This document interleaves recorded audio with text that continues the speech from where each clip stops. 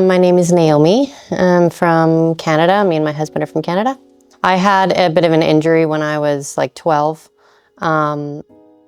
Trust exercise, you know, when you're supposed to fall into someone's arms and they're supposed to catch you.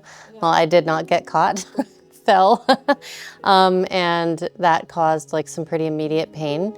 And it kind of would just flare up over the years. I would have like good days, bad days, but it was okay, and was just told by doctors that nothing was wrong. And then about a year and a half ago, it started getting really bad.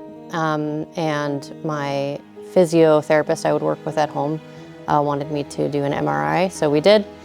And we only did that this last January and realized that it was a lot worse than we thought it was. So it was basically just getting worse progressively at that point. And we kind of realized we needed to do something about it, otherwise it was going to start just causing more issues. At that point, I was probably spending about half the year in severe pain when it would flare up. And then it would get better for a few months, and then it would happen all over again. And then and I would be basically bedridden for a few months at a time, and then it would really, really slowly improve. Yeah, and so basically we just realized it was probably just going to keep happening because it was just progressively getting worse. So I would have pretty severe back pain, but that was pretty regular. A lot of the time was to have the back pain.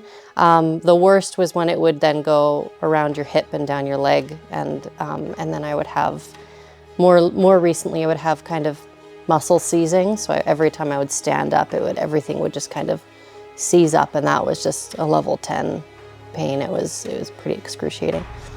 Well, unfortunately in Canada, it is not easy to come by solutions. So I do more research than is what's good for me. I like to just gather as much information as possible. So when we realized what the problem was, I was referred to a spinal surgeon in Canada. And they basically just said, if you don't hear anything back from them within 3 months, let us know and we'll see. So I tried calling, emailing, and just never heard anything back. Eventually, when I did hear back about 3 months later, I heard from the doctor's secretary. By that point, I'd actually learned that doctor was not a spinal surgeon, so it wasn't even really the right person to be referred to. And then after some questioning with the person I got on the phone, she basically said they would offer you maybe a discectomy. More likely I would be offered pain injections. But we knew at that point from the MRI and everything that wasn't going to do anything because the disc was so damaged and so flat that any kind of pain relief surgery was just going to cause scar tissue. It wasn't going to fix anything. And it wasn't necessarily going to even get rid of the pain because Dr. Schmitz had described how the pain was likely at this point coming from there being such a flat disc, not. I think that when we had the consultation with him, first of all, it was so easy to get the consultation with him. That was so amazing. The communication between, I talked with Joanna, and then we booked the consultation it was less than a week, which was just, everyone I told at home, they were like, what do you mean you get to talk to the surgeon so soon? That doesn't make any sense. That's such a foreign concept to us because we just wait, well, you'll wait years to talk to a surgeon. So that was really amazing. And then when we got to talk to him, he was so personable and he was just so easy to talk to and was really thorough explaining. When we got on the call, he just jumped right into the MRI and explained everything he saw, which was more than any doctor I had previously. So he was really thorough and just explaining everything he saw on the MRI, where the problems were, what looked good, what didn't look good.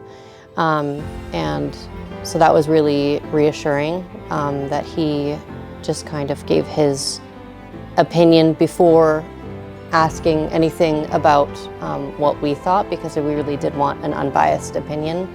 And so that was really good to see that what he saw was what we had already been feeling was probably what needed to happen. And then that was that the disc prosthesis would be the best option. First day, there was some pain, and it really just felt like the muscles were just like, what's here? Like, what's here that wasn't there before? Because obviously increasing the height was new, because it's been flat for probably a long time. And that each day was just so significantly less. So the first day there was pain. The second day I woke up and was like, oh, there's barely any pain at all. And by now, yeah, we walk around. I'm walking faster today even than yesterday. And yeah, and we're just at this point looking out at the sunshine. I would say that particularly in North America, there is an expectation that you shouldn't do anything surgical or pursue any long-term solutions until you are at a 10 out of 10 pain all the time. I felt that there was kind of the expectation that if you pursue solutions before you're essentially bedridden 100% of the time, that you're jumping the gun. As they say, you're kind of doing it too quickly. And we just really felt that there was so much value in being able to get back to me being a proper mother, like even being able to hug my kids properly, which was too painful before. There was so much value in being able to return to being who my kids needed me to be, and being able to show up for my husband and my kids in particular in a way that I was unable to do for the last year and a half largely. I'd say don't wait on that. There's no threshold that you need to meet to be able to get your life back. You don't need to be, you don't need to justify wanting to have a solution with levels of pain that are they're not adding anything to your life. So there's so much value in just being able to return to a normal state of life and not be in pain all the time. Yeah, I think that's pretty priceless compared to suffering all the time.